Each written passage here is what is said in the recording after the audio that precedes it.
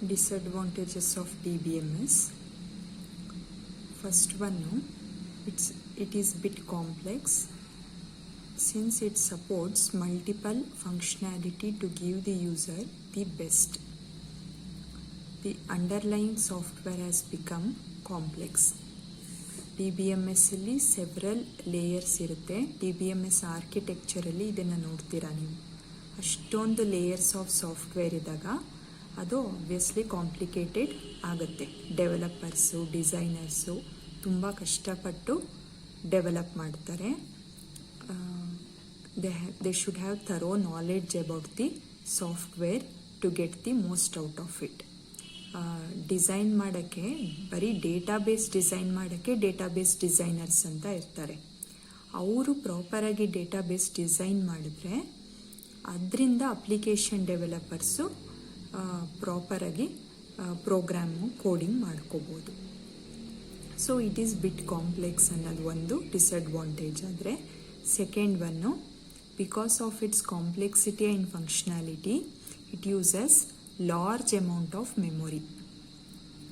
DBMS store ಮಾಡೋಕ್ಕೆ ನಾನು ಹೇಳಿದ್ದೀನಿ, ಸರ್ವರ್ಗಳಲ್ಲಿ ಸ್ಟೋರ್ ಆಗುತ್ತೆ. ನಿಮ್ಮ ರಿಸಲ್ಟ್ ಇರ್ಬೋದು, ಅಕೌಂಟ್ಸ್ ಇರ್ಬೋದು, ಫೇಸ್ಬುಕ್ ಅಕೌಂಟ್ ಇರ್ಬೋದು, ನಿಮ್ಮ ಬ್ಯಾಂಕ್ ಅಕೌಂಟ್ ಡೀಟೇಲ್ಸು ಎಲ್ಲನೂ ಸರ್ವರಲ್ಲಿ ಸ್ಟೋರ್ ಆಗುತ್ತೆ. ಆ ಸರ್ವರು ಒಂದು ಹಾಫ್ ಆಫ್ ದಿ ರೂಮ್ ಅಥವಾ 1/4 ಆಫ್ ಎ ರೂಮ್ ಅಷ್ಟು ಸ್ಪೇಸ್ ಆಕ್ಯುಪೈ ಮಾಡ್ಕೊಳ್ಳುತ್ತೆ ಅಂತ. ಅಂದರೆ ನೀವು ಲ್ಯಾಬಲ್ಲಿ ಯೂಸ್ ಮಾಡೋ CPU ರೀತಿ ಇರಲ್ಲ.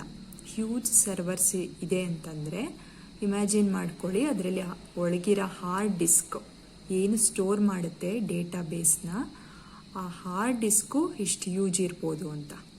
It uses large amount of memory. It also needs large memory to run efficiently. ಅಷ್ಟು ಜನ ಒಂದೇ ಟೈಮು ಲಾಗಿನ್ ಆಗಿ ರಿಸಲ್ಟ್ ನೋಡ್ತಾರೆ, ಅಷ್ಟು ಜನ ಅಟ್ ಎ ಟೈಮು ಟ್ರಾನ್ಸಾಕ್ಷನ್ ಮಾಡ್ತಾರೆ. ಯಾವುದೋ ಒಂದು ಕಂಪನಿ ಅಕೌಂಟ್ ಇದ್ದರೆ 2-3 ಜನ at a time credit debit ಮಾಡ್ತಾ ಇರ್ತಾರೆ ಒಂದೇ ಅಕೌಂಟ್ಗೆ ಲಾಗಿನ್ ಆಗಿ. ಸೊ ನೀವು can imagine the complexity and the amount of memory it needs.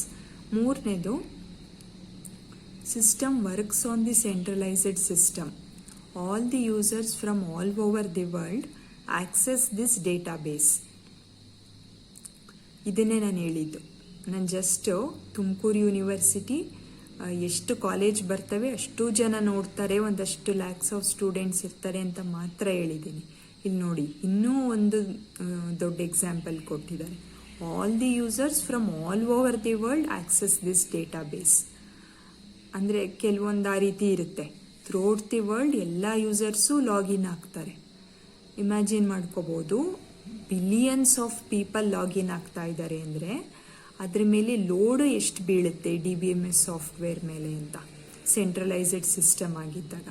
ಈಗ ಯಾವುದೋ ಒಂದು ಮೂವಿ ಟ್ರೈಲರ್ ರಿಲೀಸ್ ಆದಾಗ ಸರ್ವರೇ ಕ್ರ್ಯಾಶ್ ಆಗಿತ್ತು. ಆ ರೀತಿ ಜನ ಆ ಮೂವಿ ಟ್ರೈಲರ್ ನೋಡಿದ್ರು ಫ್ಯೂ ಇಯರ್ಸ್ ಬ್ಯಾಕು, ಯಾವುದೋ ಒಂದು ಹಿಂದಿ ಮೂವಿದು. ಅದೇನಕ್ಕೆ ಅಂದರೆ ಸೆಂಟ್ರಲೈಸ್ಡ್ ಸಿಸ್ಟಮಲ್ಲಿ ಸ್ಟೋರ್ ಮಾಡಿ ಇಟ್ಟಿರೋದು, ಆ ಸರ್ವರೇ ಕ್ರ್ಯಾಶ್ ಆಗೋಗಿತ್ತು ಅಷ್ಟು ಜನ ಲಾಗಿನ್ ಆಗಿ. ಸೊ ಇದು ಒಂದು disadvantage. Any failure of DBMS will impact all the users. Fourth one, DBMS is generalized software. It is written work on the entire systems rather specific one. Hence some of the application will run slow. ಇದು just ಯಾವುದೋ ಒಂದು DBMS ಮಾತ್ರ software ಇದೆ, ಅದರಲ್ಲಿ data store ಮಾಡಿ ನೀವು ತಗೊಳ್ತಾ ಇದ್ದೀರಾ ಡೇಟಾ ಅಂತಲ್ಲ. ನಿಮ್ಮ ರಿಸಲ್ಟು ಒಂದು ಸರ್ವರಲ್ಲಿ ಸ್ಟೋರ್ ಆಗಿದೆ ಅಂದರೆ ಅದಕ್ಕೆ ತಕ್ಕ ಹಾಗೆ ಅಪ್ಲಿಕೇಶನ್ನು ಅವರೇ DBMS ಯಾರು ಡೆವಲಪ್ ಮಾಡಿರ್ತಾರೆ ಅವರೇ ಡೆವಲಪ್ ಮಾಡಿ ಆನ್ಲೈನಲ್ಲಿ ಬಿಡಬೇಕಾಗತ್ತೆ. ಈಗ ನೀವೇನೋ ನಿಮ್ಮ ಮೊಬೈಲಲ್ಲಿ ರಿಸಲ್ಟ್ ಪೇಜ್ಗೆ ಹೋಗಿ ರಿಜಿಸ್ಟರ್ ನಂಬರ್ ಎಂಟ್ರಿ ಮಾಡ್ತಿರಲ್ಲ, ಅದನ್ನು ಅಷ್ಟೇ DBMS ಡೆವಲಪ್ ಮಾಡಿರೋರೇ ಅದನ್ನು ಡೆವಲಪ್ ಮಾಡಿರ್ತಾರೆ. That is front end application, ನೀವು ಆ ಪೇಜು. ಆ ಬ್ಯಾಕ್ ಎಂಡ್ DBMS ಅಲ್ಲಿರುತ್ತೆ ಸರ್ವರಲ್ಲಿ. ಕೆಲವೊಂದು application depending on the language used. ಈಗ ನೀವು ಯೂಸ್ ಮಾಡ್ತಿರೋದು VB, ಜಾವಾ ಇನ್ನೂ ಫಾಸ್ಟಾಗಿ ರನ್ ಆಗುತ್ತೆ, PHP ಜಾವಾಗಿಂತ ಫಾಸ್ಟಾಗಿ ರನ್ ಆಗುತ್ತೆ. ಈ ಲ್ಯಾಂಗ್ವೇಜಸ್ಸಲ್ಲಿ ಅಪ್ಲಿಕೇಶನ್ ಡೆವಲಪ್ ಮಾಡಿದ್ರೆ ಫಾಸ್ಟಾಗಿ ರನ್ ಆಗುತ್ತೆ. ಕೆಲವೊಂದು DBMS ಜೊತೆ ಕಂಪ್ಯಾಟಿಬಿಲಿಟಿ ಇರಲ್ಲ. VB ಈ ಥರದ್ದೆಲ್ಲ ಓಲ್ಡ್ ಮತ್ತು ಸ್ಲೋ ಲ್ಯಾಂಗ್ವೇಜಸ್, ಇವೆಲ್ಲ ಸ್ಲೋ ಆಗಿ ರನ್ ಆಗುತ್ತೆ. ಈ ರೀತಿ ಲ್ಯಾಂಗ್ವೇಜಸ್ಗಳು ಯೂಸ್ ಮಾಡಿದ್ರೆ ಇದು disadvantage. Next view of data. View ಅಂದರೆ ಏನು? ನೋಡೋ ದೃಷ್ಟಿ, ನಾವು ನೋಡೋ ರೀತಿ. ಈಗ ಒಂದೇ ಒಂದು ಸಿಚುಯೇಷನ್ನು, ಒಂದೇ ಒಂದು ಏನೋ ಒಂದು ಇವೆಂಟ್, ಏನೋ ಒಂದು ಘಟನೆ ನಡೆದಿದೆ, ಅದನ್ನು ಪ್ರತಿಯೊಬ್ಬರು ಅವ್ರವ್ರ ನೋಡೋ ವ್ಯೂ ಏನಿರುತ್ತೆ, ದೃಷ್ಟಿಕೋನ ಏನಿರುತ್ತೆ, ಅದು ಬೇರೆ ಬೇರೆ ಇರುತ್ತೆ. ಇಲ್ಲೇನೋ ಅದನ್ನೇ DBMSಗೆ ಅಪ್ಲೈ ಮಾಡ್ಕೊಳ್ಳಿ. ಅದನ್ನೇ DBMS, ಒಂದೇ DBMS ಸಾಫ್ಟ್ವೇರು. ಕೆಲವರು ನಾನಾಗಲೇ ಪ್ರೀವಿಯಸ್ ವಿಡಿಯೋದಲ್ಲಿ ಯೂನಿವರ್ಸಿಟಿ ಎಕ್ಸಾಂಪಲ್ ತಗೊಂಡಾಗೆ ಪೇರೋಲ್ ಎಂಪ್ಲಾಯೀಸ್ ಏನು ಮಾಡ್ತಾರೆ, ಒಂದೇ ಡೇಟಾಬೇಸ್ಗೆ ಲಾಗಿನ್ ಆಗಿದ್ರು ಸ್ಯಾಲ್ರಿ ಡೀಟೇಲ್ಸ್ ನೋಡ್ತಾ ಕೂತ್ಕೋತಾರೆ, ಅದ್ರ ಮೇಲೆ ವರ್ಕ್ ಮಾಡ್ತಾರೆ ಅವರು. ಅದೇನೇ ಅಲ್ಲಿ ಯಾರು ಡೇಟಾ ಎಂಟ್ರಿ ಆಪ್ರೇಟರು, ವ್ಯಾಲ್ಯೂಯೇಷನ್ ಮಾಡೋ ಹತ್ರ ಇರೋ ಡೇಟಾ ಎಂಟ್ರಿ ಆಪ್ರೇಟರ್ ಏನು ಮಾಡ್ತಾರೆ, ಜಸ್ಟ್ ಅವರು ಏನು ವ್ಯಾಲ್ಯೂಯೇಷನ್ ಮಾಡಿ ಮಾರ್ಕ್ಸ್ ಎಂಟ್ರಿ ಕೊಡ್ತಾರೆ, ಅದೇ ಡೇಟಾಬೇಸ್ಗೆ ಲಾಗಿನ್ ಆಗಿ ಬೇರೆ ಯೂಸರ್ ನೇಮ್ ಪಾಸ್ವರ್ಡು, ಬಟ್ ಅದೇ ಡೇಟಾಬೇಸ್ಗೆ ಲಾಗಿನ್ ಆಗಿ ಅವರು ನಿಮ್ಮ ಮಾರ್ಕ್ಸ್ನ ಎಂಟ್ರಿ ಮಾಡ್ತಾರೆ.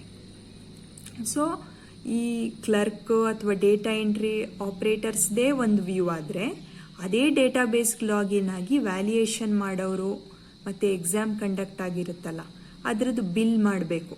ಆ ಬಿಲ್ ಮಾಡೋದು ಕ್ಲರ್ಕ್ಗಳು ಅದೇ ಡೇಟಾಬೇಸ್ ಲಾಗಿನ್ ಆಗ್ತಾರೆ. ಇಲ್ಲಿ ಕ್ಲರ್ಕ್ ಇರ್ಬೋದು, ಪೇರೋಲ್ ಎಂಪ್ಲಾಯೀಸ್ ಇರ್ಬೋದು, ಡೇಟಾ ಎಂಟ್ರಿ ಆಪ್ರೇಟರ್ಸ್ ಇರ್ಬೋದು.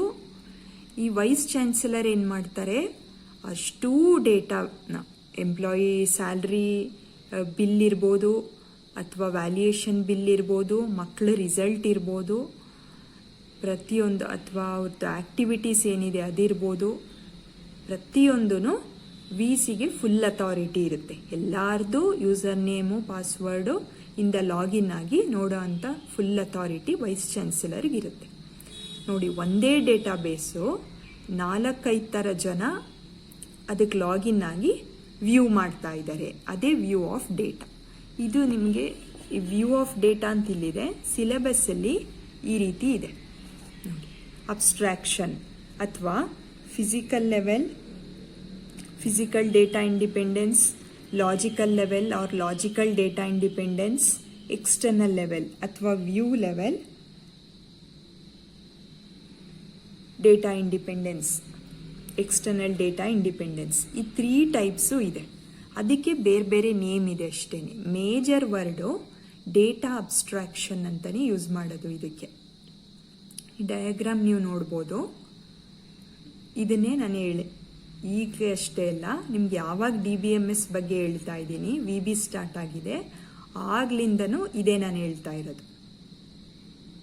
ನೀವು ರಿಸಲ್ಟ್ ನೋಡ್ತಾ ಇದ್ದೀರಾ ಅಂದ್ಕೊಳ್ಳಿ, ಅಲ್ಲಿ 3 ಮೆಂಬರ್ಸು ದೇ ಆರ್, ಈ 3 ಮೆಂಬರ್ಸು ರಿಸಲ್ಟ್ ನೋಡ್ತಾ ಇದ್ದಾರೆ ಅಥವಾ ಏನೋ ಒಂದು ಆ್ಯಕ್ಟಿವಿಟಿ ಮಾಡ್ತಾ ಇದ್ದಾರೆ.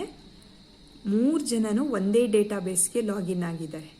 ಅದೇ ಎಕ್ಸ್ಟರ್ನಲ್ ವ್ಯೂ, ಅದನ್ನೇ ಎಕ್ಸ್ಟರ್ನಲ್ ಸ್ಕೀಮಾ ಅಂತ ಹೇಳೋದು. 3 ಜನನು ಇವರೊಂದು ಮೊಬೈಲ್ ಇಟ್ಕೊಂಡಿರ್ಬೋದು, ಇವರೊಂದು ಕಂಪ್ಯೂಟರ್ ಇಟ್ಕೊಂಡಿರ್ಬೋದು, ಇವರೊಂದು ಲ್ಯಾಪ್ಟಾಪ್ ಇಟ್ಕೊಂಡಿರ್ಬೋದು, ಡಿವೈಸ್ ಯಾವುದೇ ಆಗಿರಲಿ, 3 ಜನದ ಸ್ಕ್ರೀನ್ ಮೇಲೂ ಒಂದೇ ಥರ ಬರುತ್ತೆ. ಎಕ್ಸ್ಟರ್ನಲ್ ಸ್ಕೀಮಾ ಅದು ಇಲ್ಲಿದೆ ನೋಡಿ. Last one view level for or external view. Highest level of abstraction describes only part of the entire database.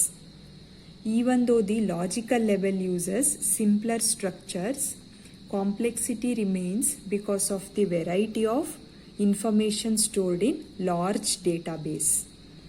Many users of the database system do not need all this information. Instead, they need to access only part of the database. ಇದೇ ನಾನು ಹೇಳಿದ್ದು. ಇವರು result ನೋಡ್ತಾ ಇದ್ದಾರೆ, ಇವರು ಎಂಪ್ಲಾಯೀಸ್ಗೆ salary ಮಾಡ್ತಿದ್ದಾರೆ. ಇಲ್ಲಿ vice chancellor ಕೂತ್ಕೊಂಡು ಎಂಪ್ಲಾಯೀಸ್ ಸ್ಯಾಲ್ರಿ ಬಿಲ್ ಆಗಿದೆಯೋ ಇಲ್ವೋ ಅಂತ ನೋಡ್ತಾ ಇದ್ದಾರೆ. ಅಟ್ ದಿ ಸೇಮ್ ಟೈಮ್ ಮಕ್ಕಳ ರಿಸಲ್ಟ್ ಬಂದಿದೆ ಅದು ನೋಡ್ತಾ ಇದ್ದಾರೆ.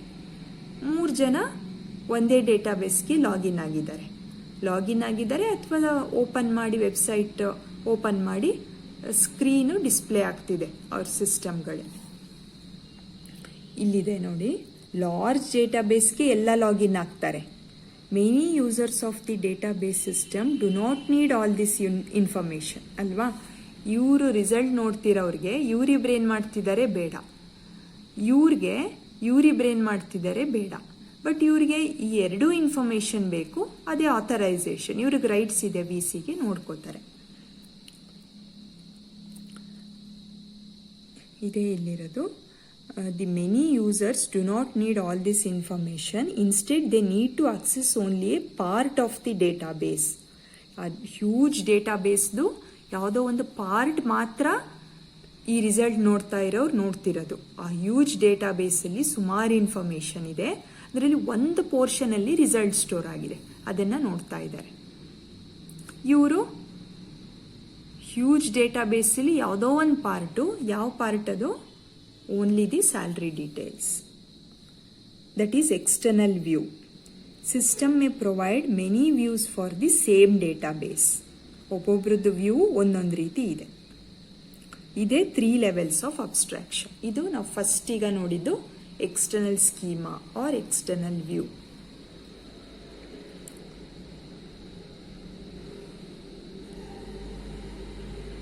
Next to conceptual schema ಅಥವಾ logical view. ಇದಕ್ಕೆ ಬರೋಣ. ನೆಕ್ಸ್ಟ್ ನಾನು ಲಾಸ್ಟಿಂದ ಹೇಳ್ಕೊಬರ್ತಾ ಇದ್ದೀನಿ. ಈ ಡಯಾಗ್ರಾಮಲ್ಲಿ ಅದೇ ಫಸ್ಟ್ ಇದೆ, ಈ ರೀತಿನೇ ಬರಬೇಕದು ಡಯಾಗ್ರಾಮ್. ಇಲ್ಲಿ ಅದು ಲಾಸ್ಟ್ ಇದೆ, ನೀವು ಇದನ್ನೇ ಫಸ್ಟ್ ಬರ್ಕೋಬಹುದು. Next, higher level of abstraction describes what data are stored in the database and what relationships exist among those data. ಅದು ಲಾಜಿಕಲ್ ಲೆವೆಲ್. ನೀವು ಕ್ರಿಯೇಟ್ ಟೇಬಲ್ ಕಮಾಂಡು ಒರಾಕಲಲ್ಲಿ ನೋಡಿರ್ಬೋದು. ನಾನು ಕ್ರಿಯೇಟ್ ಟೇಬಲ್ ಟೈಪ್ ಮಾಡಬೇಕಾದ್ರೆ DDL command create table name ಅಂತ ಕೊಟ್ಟು, customers ಅಂತ ಕೊಟ್ಟು, ಕಸ್ಟಮರ್ ID ಅಂತ ಹಾಕಿ, ಅದಕ್ಕೆ ನಂಬರ್ ಅಂತ ಏನೋ ಒಂದು ಡೇಟಾ ಟೈಪ್ ಕೊಟ್ಟು, ಸೈಜ್ ಕೊಟ್ಟು, ಪ್ರೈಮರಿ ಕೀ, ನಾಟ್ ನಲ್ ಈ ರೀತಿ ಕೊಟ್ಟು, ಅದಕ್ಕೆ ಆ ಕನ್ಸ್ಟ್ರೆಂಟ್ ಇರಬೇಕಾ, ಈ ಡೇಟಾ ಟೈಪ್ ಇರಬೇಕಾ ಅಂತ ಡಿಸೈಡ್ ಮಾಡಿ, ನೆಕ್ಸ್ಟು ಕಸ್ಟಮರ್ ನೇಮ್ ಅಥವಾ ಕಸ್ಟಮರ್ ಅಡ್ರೆಸ್, ಕಸ್ಟಮರ್ ಏಜ್ ಈ ಥರ ಟೈಪ್ ಮಾಡಿದ್ದೀನಿ. ನೀವು ವಿಡಿಯೋ ಬೇಕಿದ್ರೆ ಅದು ರೆಫರ್ ಮಾಡ್ಬೋದು. ಅಲ್ಲಿ ಏನು ಡಿಸೈಡ್ ಮಾಡ್ತಾ ಇದ್ದೀನಿ, ಯಾವ ಡೇಟಾ ಟೈಪು, ಅದೆಷ್ಟು ಸೈಜ್ ಇರಬೇಕು, ಅದಕ್ಕೆ ನಾನು ಯಾವ ಕನ್ಸ್ಟ್ರೆಂಟ್ ಹಾಕೋಬೇಕು, ಅದನ್ನು ಟೇಬಲ್ ಕ್ರಿಯೇಟ್ ಮಾಡಬೇಕಾದ್ರೆ ಅದು ಸಿಗುತ್ತೆ. ಅದೇ ಲಾಜಿಕಲ್ ಲೆವೆಲ್ ಅಥವಾ ಕಾನ್ಸೆಪ್ಷುಯಲ್ ಲೆವೆಲ್. ಈ ಕಾನ್ಸೆಪ್ಷುಯಲ್ ಲೆವೆಲು 3 ಜನಕ್ಕೂ ಕಾಮನ್ ಆಗಿದೆ ನೋಡಿ. ಟೇಬಲ್ಲು ಕಾಮನ್ ಟೇಬಲ್, ಅದು ಅದೇ ಅಡ್ವಾಂಟೇಜು ಸೆಂಟ್ರಲೈಸ್ಡ್ ಡೇಟಾಬೇಸ್. ಎಷ್ಟೇ ಡೇಟಾ ಇಟ್ಟರು ಅದೇ ನಾನು ಏನು ಟೇಬಲ್ ಕ್ರಿಯೇಟ್ ಮಾಡಬೇಕಾದ್ರೆ ನಾನು ಯೂಸ್ ಮಾಡಿದ್ದೆ ಡೇಟಾ ಸ್ಟ್ರಕ್ಚರ್ಸು, ಅದೇ ಕಾಮನ್ ಫಾರ್ಮ್ಯಾಟು ಎಲ್ಲದಕ್ಕೂ ಫಾಲೋ ಆಗುತ್ತೆ. The user of the logical level does not need to be aware of this complexity. ನೀವು ರಿಸಲ್ಟ್ ನೋಡ್ತಾ ಕೂತಿರೋರಿಗೆ ಆರಾಮಾಗಿ ರಿಸಲ್ಟ್ ನೋಡ್ತಿರ್ತೀರ, ಅದ್ರ ಬಗ್ಗೆ ನೀವು ತಲೆ ಕೆಡಿಸ್ಕೊಳ್ಳೋ ಅವಶ್ಯಕತೆ ಇಲ್ಲ. Because you are users.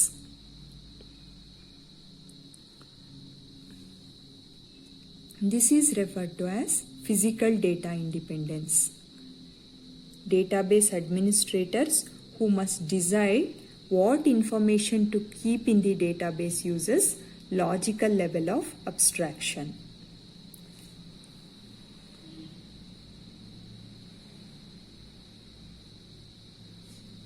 ಇದು ಫಿಸಿಕಲ್ ಲೆವೆಲ್ ಲಾಸ್ಟ್ ಒನ್ ಇದೆ ನೋಡಿ. ಇಂಟರ್ನಲ್ ವ್ಯೂ ಅಂದರೆ ಫಿಸಿಕಲ್ ಲೆವೆಲ್ ಅಂತ. ಫಿಸಿಕಲ್ ಲೆವೆಲ್ ಅಂದರೆ ನಾನು ಆಗಲೇ ಹೇಳಿದಾಗೆ ಹಾರ್ಡ್ ಡಿಸ್ಕ್. ನೀವು ನಿಮ್ಮ ಪ್ರಾಜೆಕ್ಟಲ್ಲೇ ಅಷ್ಟು ಟೇಬಲ್ಸ್ ಕ್ರಿಯೇಟ್ ಮಾಡಿದ್ರಿ, ಒಬ್ಬೊಬ್ಬರು ಒಂದೊಂದು ಪ್ರಾಜೆಕ್ಟ್ಗೆ ಕೆಲವರು 3 ಟೇಬಲ್ಸು, ಕೆಲವರು 4 ಟೇಬಲ್ಸು, ಕೆಲವರು 2 ಟೇಬಲ್ಲು, ಈ ಥರ ಮಿನಿಮಮ್ 2 ಟೇಬಲ್ ಆದರೂ ಇತ್ತು ನಿಮ್ಮ ಪ್ರಾಜೆಕ್ಟಲ್ಲಿ. ಆ ಟೇಬಲ್ಲು ನೀವು ಡೇಟಾ ಎಂಟ್ರಿ ಮಾಡಿ, ಟೇಬಲ್ ಕ್ರಿಯೇಟ್ ಮಾಡಿ ಎಂಟ್ರಿ ಮಾಡಿದ ತಕ್ಷಣ ಅದು ಹೋಗಿ ನಿಮ್ಮ ಸಿಸ್ಟಮ್ ಅಲಾಟ್ ಮಾಡಿದ್ನಲ್ಲ ಆ ಸಿಸ್ಟಮ್ದು ಹಾರ್ಡ್ ಡಿಸ್ಕ್ ಒಳಗೆ ಸ್ಟೋರ್ ಆಯಿತು. ಈಗ ಸಪೋಸ್ ನೀವು ಆ ಡೇಟಾಬೇಸ್ ಡಿಲೀಟ್ ಮಾಡಿದ್ರಿ ಅಥವಾ ಏನೋ ಕರಪ್ಷನ್ ಆಯಿತು, ಆ ಡೇಟಾಬೇಸ್ ಅಲ್ಲಿಲ್ಲ, ಹೊರಟೋಯ್ತು, ಬಟ್ ಅದು ಬ್ಯಾಕಪ್ಪಲ್ಲಿ ನೀವು ಸ್ಟೋರ್ ಮಾಡಿ ಇಟ್ಟಿದ್ರೆ ಅದಲ್ಲಿರುತ್ತೆ. ಅದು ನೀವು ಕ್ರಿಯೇಟ್ ಮಾಡಿರೋ MS ಆಕ್ಸೆಸ್ ಮೇಲೆ ಡಿಪೆಂಡ್ ಆಗಲ್ಲ. Physical level it is related to CPU ಮತ್ತು hardware. Physical level describes complex low level data structures in detail.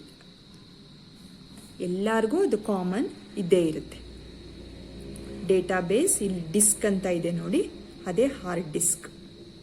ಇಲ್ಲಿ ಇವರಿಷ್ಟೂ ಜನದ್ದು ಡೇಟಾಬೇಸು ಇವ್ರದ್ದೇ ಒಂದು ಟೇಬಲ್ ಇರುತ್ತೆ, ಇವ್ರದ್ದೇ ಒಂದು ಟೇಬಲ್ಲು, ಇವ್ರದ್ದೇ ಒಂದು ಟೇಬಲ್ಲು.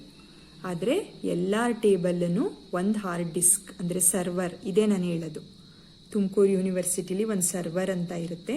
ಸರ್ವರ್ ಒಳಗೆ ನಿಮ್ಮ ಡೇಟಾಬೇಸ್ ಫೈಲ್ ಇರುತ್ತೆ.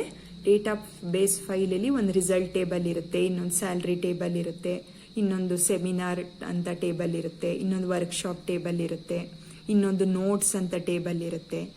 ಈ ರೀತಿ ಒಂದೊಂದು ಟೇಬಲ್ಲು ಒಂದೊಂದು ಟೈಪ್ ಆಫ್ ಡೇಟಾನ ಸ್ಟೋರ್ ಮಾಡ್ತಾ ಇರುತ್ತೆ. ಅವೆಲ್ಲ ಒಂದೇ ಹಾರ್ಡ್ ಡಿಸ್ಕಲ್ಲಿ ಕೂತಿದ್ರು ಇದ್ರ ಜೊತೆ ಕನೆಕ್ಟಿವಿಟಿ ಇದ್ರೂ ನಾವು ಕ್ರಿಯೇಟ್ ಮಾಡಿರೋ ಟೇಬಲ್ ಜೊತೆ, ಟೇಬಲ್ದು ಡೇಟಾ ಸ್ಟ್ರಕ್ಚರ್ ಜೊತೆ ಇದ್ರ ಮೇಲೆ ಇದು ಕರಪ್ಟ್ ಆದರೆ ಅದು ಇದನ್ನು ಕರಪ್ಟ್ ಮಾಡೋಕ್ಕಾಗಲ್ಲ hard disk. Suppose complete database ಹೊರಟೋಯ್ತು ನಿಮ್ಮ ಪ್ರಾಜೆಕ್ಟ್ ನೀವು ಮಾಡಿಟ್ಟಿರೋದು, ಆದರೆ ಅದು ಹಾರ್ಡ್ ಡಿಸ್ಕ್ಗೆ ಏನೂ ಪ್ರಾಬ್ಲಮ್ ಮಾಡಲ್ಲ. ಅದೇ ಇಂಡಿಪೆಂಡೆನ್ಸ್. ಸಪೋಸ್ ಇಲ್ಲಿ ಇಷ್ಟು ಜನ ಲಾಗಿನ್ ಆಗಿದ್ದಾರೆ, ಯಾರ್ದೋ ಒಂದು ಡಿವೈಸ್ ಪ್ರಾಬ್ಲಮ್ ಆಗಿ, ಮೊಬೈಲಲ್ಲಿ ಏನೋ ಪ್ರಾಬ್ಲಮ್ ಆಗಿ ಅಪ್ಲಿಕೇಶನ್ ಹೊರಟೋಯ್ತು. ಅಪ್ಲಿಕೇಶನ್ ಇವ್ರ ಡಿವೈಸಲ್ಲಿ ಹೋಯ್ತು ಅಂತ ಇವ್ರಿಗೆ ಎಫೆಕ್ಟ್ ಆಗಲ್ಲ ಅದು. ಮತ್ತು it does not affect this conceptual schema also. View is nothing but schema.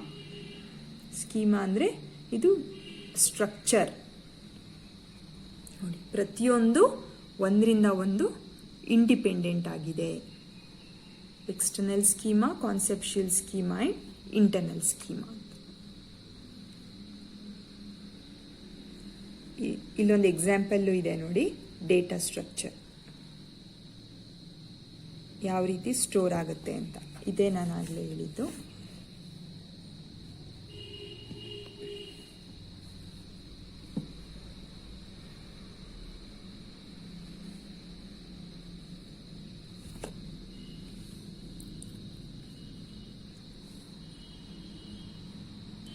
At the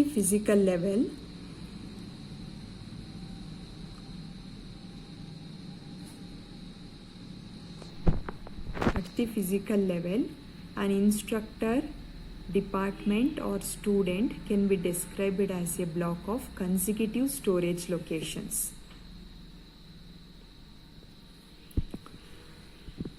ನಿಮ್ಮ ಹಾರ್ಡ್ ಡಿಸ್ಕಲ್ಲಿ ಈ ಟೇಬಲ್, ಇಲ್ಲೊಂದು 3 ಟೇಬಲ್ ಕೊಟ್ಟಿದ್ದಾರೆ, student table, department table, instructor table. ಅದು ಹಾರ್ಡ್ ಡಿಸ್ಕ್ ಒಳಗೆ ಸ್ಟೋರ್ ಆಗಿರುತ್ತೆ. ಯಾವುದು ಹಾರ್ಡ್ ಡಿಸ್ಕ್ ಅಂದರೆ ಏನು? ಮೆಮೊರಿ ಏನಂತ ಹೇಳ್ತೀರಾ? ಕನ್ಸಿಕ್ಯೂಟಿವ್ ಸ್ಟೋರೇಜ್ ಕಂಟಿನ್ಯೂಸ್ ಆಗಿ ನೀವು ಡೇಟಾ ಎಂಟ್ರಿ ಒಂದೊಂದು ರೋ, ಒಂದೊಂದು ಕಾಲಮಲ್ಲಿ ಎಂಟ್ರಿ ಮಾಡ್ತಾ ಇದ್ದಾಗೆ ಅದು ಹಾರ್ಡ್ ಡಿಸ್ಕ್ ಒಳಗೆ ಸ್ಟೋರ್ ಆಗ್ತಾ ಹೋಗುತ್ತೆ. Compiler hides this level of detail from programmer ಅದು ಯಾವ ಥರ ಸ್ಟೋರ್ ಆಗಿದೆ ಹಾರ್ಡ್ ಡಿಸ್ಕ್ ಒಳಗೆ ಅದ್ರ ಬಗ್ಗೆ ಅವರು ವರಿ ಮಾಡ್ಕೊಳ್ಳೋ ಅವಶ್ಯಕತೆ ಇಲ್ಲ. ಯಾರು? Programmers who are doing VB program. ನಿಮ್ಮದೇ ಎಕ್ಸಾಂಪಲ್ ತಗೋಬೇಕು ಅಂದರೆ VB ಪ್ರೋಗ್ರಾಮ್ ಮಾಡ್ತಿರ್ಬೇಕಾದ್ರೆ ಆಕ್ಸೆಸ್ ಕನೆಕ್ಟಿವಿಟಿಗೆ ಟೇಬಲ್ ಅಂತೂ ಮಾಡಿದ್ದೀರಾ, ಆದರೆ ಅದು ಹಾರ್ಡ್ ಡಿಸ್ಕ್ಗಳಿಗೆ ಹೇಗೆ ಸ್ಟೋರ್ ಆಗಿರುತ್ತೆ ಅದ್ರ ಬಗ್ಗೆ ನೀವು ತಲೆ ಕೆಡಿಸ್ಕೋತಿಲ್ಲ ಆ್ಯಸ್ ಎ ಪ್ರೋಗ್ರಾಮರ್. ಈಗ ನೀವೇ ಪ್ರೋಗ್ರಾಮರ್ ಅಂತ ಅಂದ್ಕೊಂಡ್ರೆ. Similarly database system hides many of the lowest level storage details from database programmers. ಆ ಸಿಸ್ಟಮಿಂದ ತಗೊಂಡು ಇನ್ನೊಂದು ಯಾವುದೋ ಸಿಸ್ಟಮ್ಗೋ ಅಥವಾ ನಿಮ್ಮ ಲ್ಯಾಪ್ಟಾಪ್ಗೋ ಹಾಕಿದೆ ಅದೇ ಡೇಟಾಬೇಸು. ಆಗ ಏನು ಮಾಡುತ್ತೆ, ನಿಮ್ಮ ಲ್ಯಾಪ್ಟಾಪಲ್ಲಿರೋ ಹಾರ್ಡ್ ಡಿಸ್ಕ್ ಒಳಗೆ ಎಗೇನ್ ಅದು ಇಲ್ಲೇನು ಎಂಟ್ರಿ ಮಾಡಿದ್ದೀರಿ ಅದೇ ಥರ ಅಲ್ಲೂ ಕಂಟಿನ್ಯೂಸ್ ಸ್ಟೋರೇಜ್ ಲೊಕೇಶನಲ್ಲಿ ಡೇಟಾ ಕೂತ್ಕೊಳ್ತಾ ಹೋಗುತ್ತೆ. ಇದು ಫಿಸಿಕಲ್ ಲೆವೆಲ್ ಆಯಿತು. ಅಂದರೆ ಲೋಯೆಸ್ಟ್ ಲೆವೆಲ್ ಅಂತ ಇದೆಯಲ್ಲ ಮೇಲ್ಗಡೆ, ಅದು ಡೇಟಾಬೇಸ್ ಅಡ್ಮಿನಿಸ್ಟ್ರೇಟರ್ಸ್ ಅಂತ. ಈ ಕ್ಲರ್ಕು, ಟೈಪಿಸ್ಟು, ಕಾಲೇಜಲ್ಲಿ ಟೀಚರ್ಸು, ಪ್ರಿನ್ಸಿಪಲ್ ಅಂತ ಒಂದೊಂದು ಜಾಬ್ ಡೆಸಿಗ್ನೇಷನ್ ಇಲ್ವಾ, ಆ ಥರ ಡೇಟಾಬೇಸ್ ನೋಡ್ಕೊಳ್ಳೋಕ್ಕೆ ಡೇಟಾ ಅಡ್ಮಿನಿಸ್ಟ್ರೇಟರ್ಸ್ ಅಂತ ಕಂಪ್ನಿನಲ್ಲಿರ್ತಾರೆ. ಅವ್ರಿಗೆ ಗೊತ್ತಿರುತ್ತೆ ಇದು ಎಷ್ಟು ಸ್ಪೇಸ್ ಆಕ್ಯುಪೈ ಮಾಡ್ಕೊಂಡಿದೆ, ಈ ಟೇಬಲ್ಲು, ಈ physical organisation of the database ಏನು ಅಂತ ಅವ್ರಿಗೆ ಗೊತ್ತಿರುತ್ತೆ. ಸೊ ನಾವು ಯೂಸ್ ಮಾಡೋರು ಅದ್ರ ಬಗ್ಗೆ ವರಿ ಮಾಡ್ಕೊಳ್ಳೋ ಅವಶ್ಯಕತೆ ಇಲ್ಲ. ಅದರಲ್ಲೇ ಎಕ್ಸ್ಪರ್ಟ್ಸ್ ಇರ್ತಾರೆ ಕೆಲವರು, ಅವ್ರನ್ನ ಆ ಜಾಬ್ಗೆ ಅಂತಲೇ ಹೈರ್ ಮಾಡ್ಕೊಂಡಿರ್ತಾರೆ. ಈಗ ನಿಮ್ಮ ಡೇಟಾ ಎಂಟ್ರಿ ಆಗ್ತಿದೆ, ರಿಸಲ್ಟ್ ವ್ಯಾಲ್ಯೂಯೇಷನ್ ಆಗಿದೆ, ಡೇಟಾ ಎಂಟ್ರಿ ಆಗ್ತಾ ಇದೆ. ಆ ಡೇಟಾ ಎಂಟ್ರಿ ಆಗಿರೋದ್ರಲ್ಲಿ ಏನೋ ಒಂದಷ್ಟು ಪ್ರಾಬ್ಲಮ್ ಆಗಿಬಿಡುತ್ತೆ. ಅಂಥ ಕೇಸಸ್ಸಲ್ಲಿ ಈ ಡೇಟಾಬೇಸ್ ಅಡ್ಮಿನ್ಸ್ ಇರ್ತಾರಲ್ಲ ಯೂನಿವರ್ಸಿಟಿನಲ್ಲಿ, ಅವರು ಇದನ್ನು ಹ್ಯಾಂಡಲ್ ಮಾಡ್ತಾರೆ. ಯಾಕಂದರೆ ಅವ್ರಿಗೆ ಯಾವ ರೀತಿ ಹಾರ್ಡ್ ಡಿಸ್ಕ್ ಒಳಗೆ ಅದು ಸ್ಟೋರ್ ಆಗಿದೆ ಅನ್ನೋದು ಗೊತ್ತಿರುತ್ತೆ. ಈ ಡೀಟೇಲು ಈ ಲೆವೆಲ್ಗೆ ಬೇಡ. ಫಿಸಿಕಲ್ ಲೆವೆಲಲ್ಲಿ ಯಾವ ರೀತಿ ಸ್ಟೋರ್ ಆಗಿದೆ ಅನ್ನೋದು ಇದು ವರಿ ಮಾಡ್ಕೊಳ್ಳಲ್ಲ ಈ ಲೆವೆಲ್ಲು. ಇದು ಜಸ್ಟು DDL ಕಮ್ಯಾಂಡ್ ಇಲ್ಲಿ ಇದೆ ನೋಡಿ, ಇಲ್ಲಿದೆ. ಇನ್ಸ್ಟ್ರಕ್ಟರ್ ಟೇಬಲ್ಗೆ ID CHAR 5, name CHAR 20, department name CHAR 20, salary numeric 8,2. ಈ ಥರ ಟೇಬಲ್ ಕ್ರಿಯೇಟ್ ಮಾಡೋ ಕಮ್ಯಾಂಡಲ್ಲೇ ಇರುತ್ತೆ ಡೇಟಾ ಟೈಪ್ಸು, ನಂಬರ್ಸು. ಇದನ್ನೇ ನಾನು ಆಗಲೇ ಹೇಳಿದ್ದು ಲಾಜಿಕಲ್ ಲೆವೆಲ್ ಅಂತ. ಈ ಥರ ಡೇಟಾ ಟೈಪ್ಸು, ನಂಬರ್ಸು ನೀವು ಒಂದ್ಸತಿ ಕೊಟ್ಟ ತಕ್ಷಣ ಈ 5 ಅಂದರೆ 5 bytes of storage hard disk ಒಳಗೆ ಕೂತ್ಕೊಳ್ಳುತ್ತೆ. 20 ಅಂದರೆ 20 bytes of storage hard disk ಒಳಗಿರುತ್ತೆ, ಹಾರ್ಡ್ ಡಿಸ್ಕ್ ಆಕ್ಯುಪೈ ಮಾಡ್ಕೊಳ್ಳುತ್ತೆ. ಈ ರೀತಿ ಆಕ್ಯುಪೈ ಮಾಡಿಕೊಂಡು ನೀವು ಎಂಟ್ರಿ ಮಾಡ್ತಿದ್ದಾಗೆ ಇಲ್ಲೇನು ನೀವು ನಂಬರ್ ಕೊಟ್ಟಿದ್ದೀರಾ ಈ ಲೊಕೇಶನ್ ಒಳಗೆ ಕೂತ್ಕೊಳ್ತಾ ಹೋಗುತ್ತೆ ನೀವು ಎಂಟ್ರಿ ಮಾಡಿದಾಗೆ ಟೇಬಲಲ್ಲಿ details. Each such record is described by type definition and the interrelationship of these record types is defined as well. Programmers using a programming language work at this level of abstraction. Similarly, database administrators usually work at this level of abstraction. ಈ ಲೆವೆಲಲ್ಲೇ ಇಲ್ಲಿ correction ಮಾಡಬೇಕು ಅಂದರೆ ಅವ್ರು ಇಲ್ಲಿ correction ಮಾಡ್ಕೋತಾರೆ. Suppose the lab ಸಿಸ್ಟಮಿಂದ ತೆಗೆದು ನಿಮ್ಮ ಲ್ಯಾಪ್ಟಾಪ್ಗೆ ಹಾಕೊಟ್ಟೆ ಡೇಟಾಬೇಸ್ನ ಆ ಪ್ರಾಜೆಕ್ಟು ಹಾಕಿದಾಗ ಇಲ್ಲಿ ಏನಾರು ಅಲ್ಲಿ ಪ್ರಾಬ್ಲಮ್ ಆದರೆ ನಾನು ಇಲ್ಲಿ ಚೇಂಜ್ ಮಾಡಬೇಕು. ಯಾಕಂದರೆ ನಿಮ್ಮ ಹತ್ರ ಯಾವುದೋ ರ್ಯಾಕಲ್ಲೂ ಇನ್ಯಾವುದೋ ವರ್ಷನ್ ಇರ್ಬೋದು, ಅದು ಇದ್ಯಾವುದೋ ಡೇಟಾ ಟೈಪ್ನ ಸಪೋರ್ಟ್ ಮಾಡದೇ ಇರ್ಬೋದು. ಸೊ ಆಗ ನಾನು DDL ಕಮ್ಯಾಂಡ್ಗೆ ಹೋಗಿ ಚೇಂಜ್ ಮಾಡಬೇಕು. ಅದೇ ಇಲ್ಲಿರೋದು database administrators work at this level of abstraction.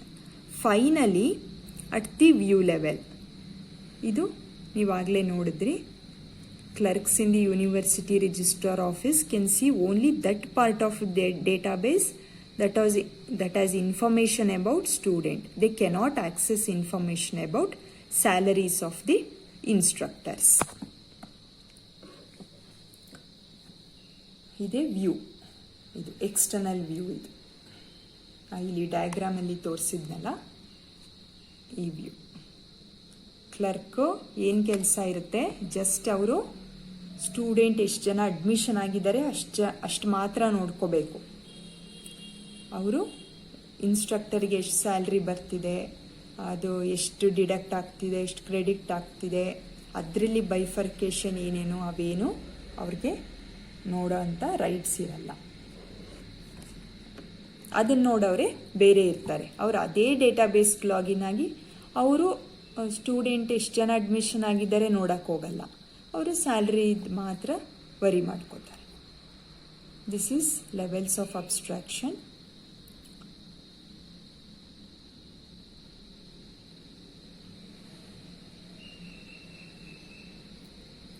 Schema ಅಂದರೆ ಆಗಲೇ ನೋಡಿದ್ರಿ, ಅದೇನೇ physical schema describes the database design at the physical level.